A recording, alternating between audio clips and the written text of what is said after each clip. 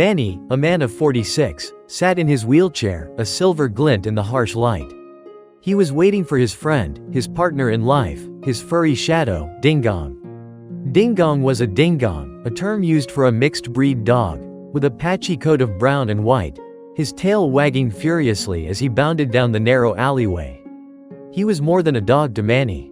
He was the lifeline that kept him connected to the world, the tireless friend who never left his side. It had been 3 years since the accident, the terrible crash that had shattered his legs, leaving him confined to the wheelchair.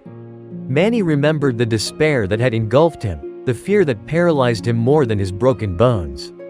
But Ding-Dong had been there, his wet nose nudging at Manny's hand, his soulful eyes reflecting an unconditional love. Ding-Dong wasn't just a loyal companion, he was a constant source of strength. He knew when Manny needed a break, when the pain became unbearable. He'd bark at the vendors, guiding them to Manny's wheelchair, ensuring he got his daily dose of pan de sal and kwek-kwek. He'd nudge Manny's hand, urging him to take his medicine. One afternoon, as Manny sat by the window, watching the world go by, Ding-Dong suddenly started barking, his fur bristling, his eyes wide with alarm. Manny looked up, his heart pounding. Ding-Dong, usually so playful, was behaving strangely. He nudged Manny's hand urgently, then darted down the alleyway. Manny's mind raced. Could someone be in trouble? He gripped the armrests of his wheelchair, his fingers white, his fear rising. He knew he had to follow Ding-Dong, but how? He tried to push himself forward, but his wheelchair wouldn't budge. He was trapped. Ding-Dong returned, his eyes pleading, then ran off again. Manny was left alone, his anxiety reaching a crescendo. He couldn't understand what was happening. He tried to scream, but his voice was lost in the din of the city. He felt a cold dread creeping into his bones. Suddenly, he felt a jolt. The wheelchair was moving. It was Ding-Dong. He had pushed himself under the wheelchair and was pulling it with his teeth, his small body straining against the weight. Manny's heart filled with a strange mix of fear and awe. His dog, his friend, his protector, was pushing him to safety.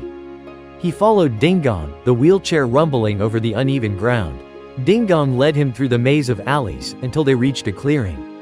There, lying on the ground, was an old woman, her face pale, her eyes closed.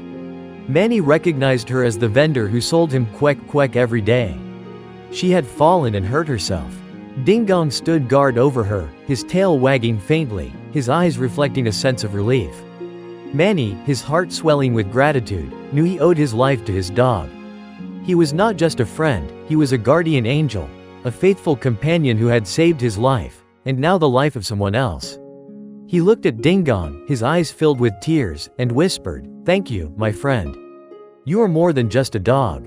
You are my family." That day, Manny realized he couldn't find a better friend than a dog, a friend who understood him, loved him unconditionally, and saved him from danger.